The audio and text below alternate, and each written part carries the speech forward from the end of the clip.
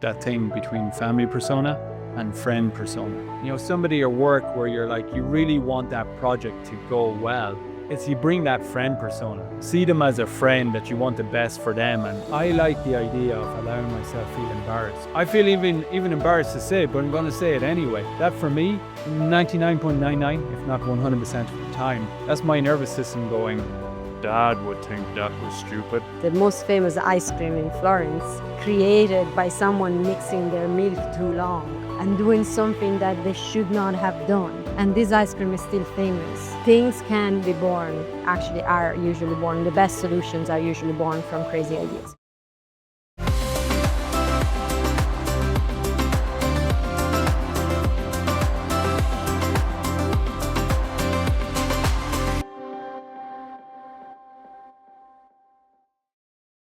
Hello and welcome to the He Wants, She Wants Marriage podcast. Married life is a 4-lane motorway of problems coming your way. And so, if as a couple you're not actually good at problem solving, you're going to drown in frustration and arguments, and you're not going to enjoy married life. And we can think it's a partner issue, we can think it's a life issue, but it's ultimately mindset, down to mindset. And that's what we're going to talk about today. The great tragedy is that so many marriages fail to enjoy happiness and connection, and so many marriages end up in separation and divorce. And it's on this point. Everyday mundaneness of married life just got so much. And then, as a couple, we turn against the relationship, we turn against the partner, and it's not necessary. Yeah, because there's going to be so many things that you have to face, and it might not actually be conflict in the relationship to begin with. It can be practicalities and things that, we need to deal with kids, work, taxes, things like there's so many different things that every day we need to work with. And they're not necessarily problem per se, but they become problems because as a couple, we don't have the mindset, or we haven't been taught actually a mindset to approach these situations and solve them. And so they grow, they become problems, and then they cause the arguments. And when you get locked into that same shit, different day of going at it, it only exacerbates. You don't want to be dealing with problems. Problems don't get solved. So you have partial conversations, and partial conversations lead to partial solutions, leads to the same problem coming back up, but there's more load with it. There's more frustration. God, we haven't dealt with this. And more often, you haven't dealt with this. And we get into this downward spiral. And it's breaking out of that spiral that this episode is about. And it's very much about mindset.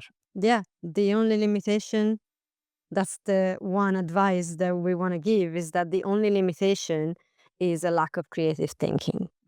And as you approach a problem, the more we can bring that mindset, and we're going to speak to how we can do that, bringing that creative thinking is going to change the situation. It's going to turn the problem from a problem to actually a fun. I know you always say it's going to be a puzzle to solve rather than a problem. And that makes it fun, actually, ultimately. Yeah, in studies on creativity, they've given these problems to solve to top end teams of CEOs or board of directors, etc., etc. And then they give the same problem to solve, the same puzzle to children.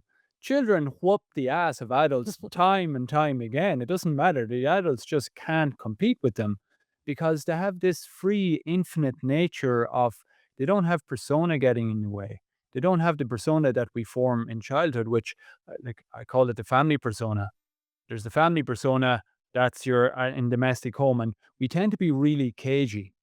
We tend to fear upsetting people. We tend to fear making a mistake because at home, the vast majority of us have experienced in some level, in some shape or form, trauma where your authentic expression wasn't valued, your ideas, the solutions you wanted to bring to the table. The solutions could have been the solutions for you in your life, but people took a crap on them. No, you won't make money from being an artist. No, your dad comes in. That happened to me very often. Say, "Oh, give me that. I'll do it." Mm. So we end up learning early on in a persona. It's not a good idea to have an idea and actually act on it and speak it into the space. Yeah, and be creative. being creative is actually based on that, on the capacity to be able to speak ideas even when they may seem really silly. And that's what a child, in like that example, a child doesn't do that because they don't see the thing as a problem to begin with. And then they're not afraid to go, well, I'm going to try this because no one yet has told them it's impossible. That depends on the age of the child, but that's the thing. So, and that brings us to really the enemy of this entire process, which is feeling as an adult that you should know how to solve this, and the underlying shame that is there if you can't figure out a solution very quickly, which I know in my own process that has led very often to being very opinionated and wanting to say a truth and wanting to make sure that you go with that solution, even if it's not the most practical one, but just to cover up that shame. Yeah, it's a characteristic of trauma in this society where we everybody has a version of this. I've got my shit together persona because what again, childhood. We had to lead with clarity and confidence. Otherwise, people are going to other people's priorities are going to constantly take priority over our own. So, hey, I know what the solution is, and we tend to get dogmatic as we get older because of not having ever experienced a safe space for that. So yeah, the should statements come out. I think we should, you should, and once we lead with that, it's very hard to come back of the commitment that is inherent in that. That level of I know exactly what we need to do. And once you speak from that level of certainty in the beginning of a conversation, your psyche is hell bent to back that up. And that's where arguments and conflict just makes solution finding a really tricky issue in marriage. Yeah. Yeah. And what comes up for me in that is like there's the one that wants to say the shoulds and the one that's more passive and ends up.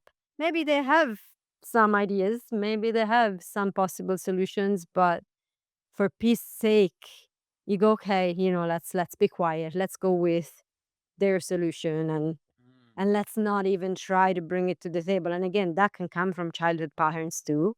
But it can also be fueled then in the relationship as we just, in years of being together and in years of trying to face life's issues and stuff, you get quite cemented in patterns. Then one speaks more, the other one doesn't. And then when you get the chance, you get even more argumentative because you haven't had the chance to talk in a while. And it gets messy. Yeah. So let's shun from the problem focus. Actually, this is the essence of this episode. And shun to what the solution is. And a big part for me, the solution, it's like knowing why.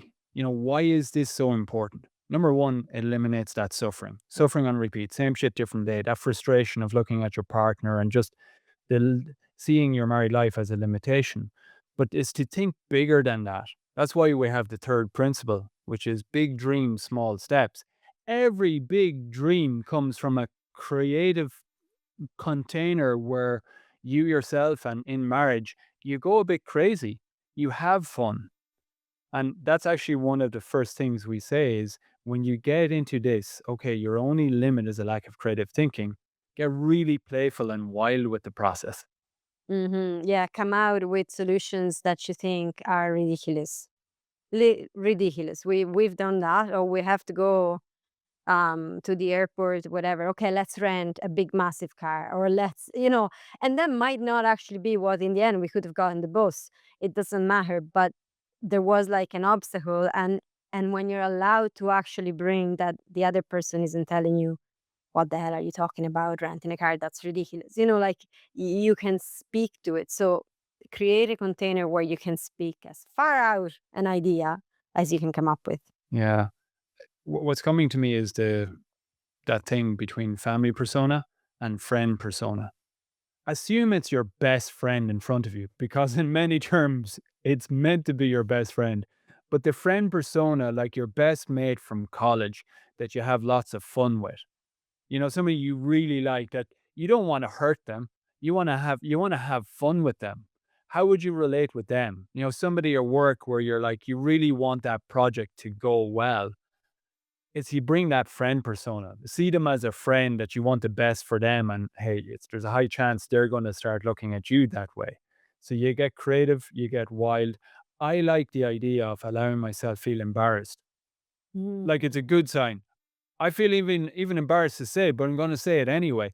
It's a damn good sign because that for me, the embarrassment and oh, I almost feel like I feel awkward or ashamed to even mention this, but I think this could be fun 99.99, if not 100% of the time.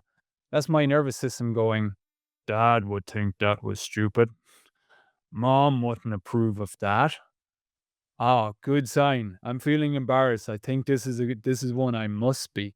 And it's really true that when you allow yourself to go that expansive with what can seem like an embarrassing idea or a crazy idea, the best things happen. Like literally, I'm from Florence. I know the most famous ice cream in Florence was created by someone mixing their milk too long and doing something that they should not have done. And this ice cream is still famous now, like hundreds of years later, literally. So it, things can be born, actually, are usually born. The best solutions are usually born from crazy ideas. But if we don't allow that to happen, then we're kind of cutting our own legs before we even start walking. Yeah, well, when you study creativity, and well, a family that's working, a married couple, and just the family culture, when it's working really well, sparks of creativity, ideas, they're the most precious resource that's in that family.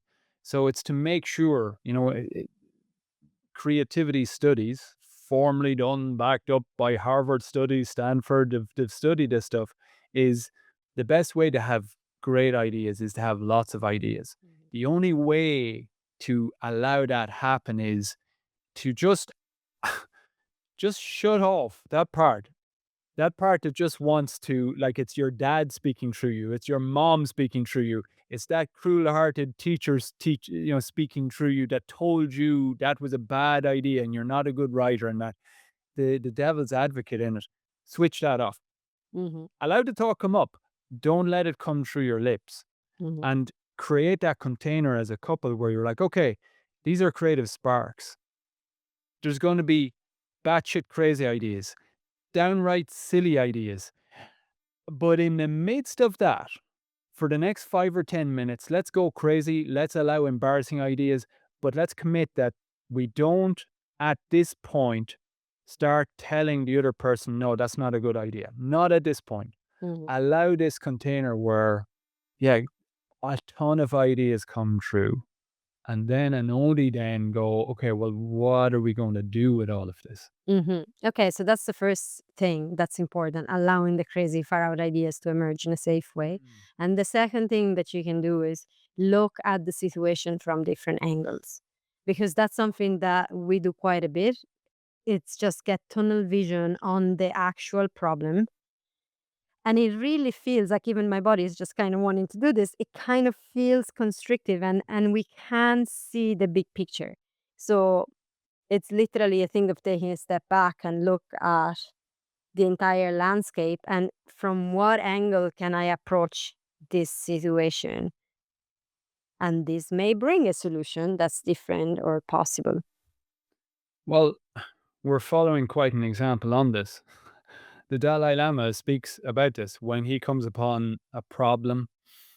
I mean, the dude has been training for like 7, 8, 9 decades at this point in amazing wisdom. So if he feels it's okay within himself to not have that immediate, the immediate solution with all the wisdom training that he's had, I think we're allowed, us humble husbands and wives around the planet, we're allowed just stop and go, I'm not meant to know. Hmm. We're not meant to know as a couple. We're not meant to individually know. I speak for husbands out there. We have such a we tend to have a lot of our identity built in and value built in on I have the solution. It's a powerful masculine characteristic, but we can tend quite often to unwittingly just quench the sparks of creativity and ideas that are coming through our queen. So it's okay to not pretend and not put the pressure on you to have the perfect idea immediately. Keep, by a point of principle, looking from different angles. Mhm. Exactly.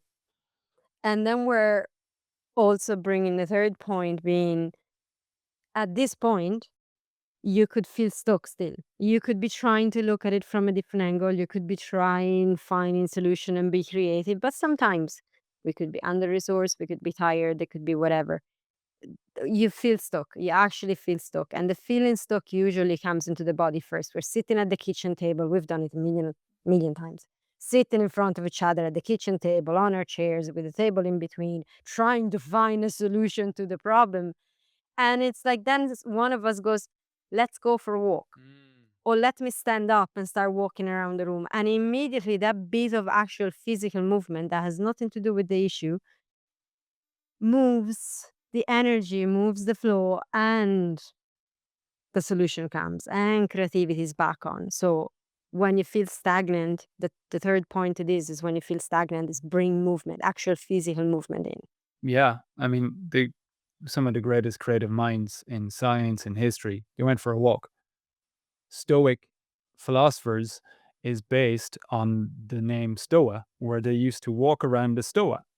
So they became known as the Stoic philosophers. They found that walking allowed the freedom of their mind to bring up lovely creative ideas. So there's an entire philosophical approach named on the act of walking. So it's a wonderful thing. And Then we're looking at prompts. we're looking, yeah, exactly. I was about to say that's where we're going next. Is like prompts, because one thing that we've done quite a bit and we've shifted recently was talking about what you could be doing, what you should move, or you should do this, or the other way, I need to find a solution to this, because there can be that as well. You need to, like, be the one that fixes the situation. And what we've done is changing it to we. And so that's where the prompts that we're bringing as reflections, as a way to spark things, are actually a we, because that brings us together in solving this puzzle that is part of our married life. Yeah. One prompt is like, what have we yet to consider? And the word there is from like yet, from growth mindset. It's really, it's casting a spell. What have we yet to consider? It's stating, I know and we know that a solution is coming, but we have yet to consider it. What have we yet to consider? There's possibilities in that sentence. What Mm, I'm hearing is, yeah. if we've yet to consider it, there are actual possibilities out there. We just have to pluck them, access them. Yeah. And then it's quite simply, how can we think about this differently? We is safe language. Mhm. Not you, not loading on me, as you were saying. It's like we're working in this together. We're going to come to have a solution. And beyond the prompts, there is that. I know it's when I have got locked into me, I have to find it. I'm the masculine. Hey, I need to figure this out. Or when I can't figure that out, the shame, the unknown shame, there's a refreshing element that comes. It goes, oh, this is we. Mhm. Got a team here. We can do this. And to state, we are going to get a solution for this. I know if it takes 5 minutes, and depending on the problem or the puzzle that we're solving, if it takes 5 hours, if it takes 5 days, we're going to find a solution that will really work for this. I know that it's just a matter of time. I- It's nourishing. Yeah, and it's important to remember this even if you actually feel it's your problem. Because we can have problems that seem to be directly impacting both of us, but there's also something that could be just me related, could be like my health, could be my work, or something that you actually feel as a person. Well, that's not really part of the other person's life. It's kind of me. But still in that, to actually, first of all, you're married, so really everything is kind of part of your Hmm. both of your lives. But to have the other person come to you and be that port in the storm, we say in the second principle, and go, okay, we're gonna solve this together. Mm. Whatever it takes, we're gonna solve this together. It's kind of, you're not alone in this. It just already gives that moment of um, moving away from the stress of seeing a problem, that allows more creativity coming in to find the solution. And do you know what the coolest thing about this is? It's the sexual energy that it unleashes inside husbands and wives. Because libido for life is accessible through this infinite pathways idea. There's nothing that you can't manifest. There's no problem or puzzle that you can't find a solution, and a damn good solution, an amazing solution, if you have a willingness to access infinite pathways to get there. Mhm. Yes, that creativity, that infinite possibilities brings, it's literally bringing online the life force that we have. And as you call it, the libido of for life, the and makes you sexy too. Like when I know when you are online, when you're coming on to a problem, a puzzle, and you're like, okay, here the only limit is the lack of creative thinking. We've got this. What can we do about this? How can we look at it? It's like, yeah, I'm on board with you, and I love that, and it works both ways. That is what we can unleash by just changing a little bit the mindset. And how cool is that for marriage? Mm. One way of looking at problems. They're not problems, they're puzzles. There's zero limit here. It's not the partner that's a limit. It's not the married life that you've beautifully put together that's a limit.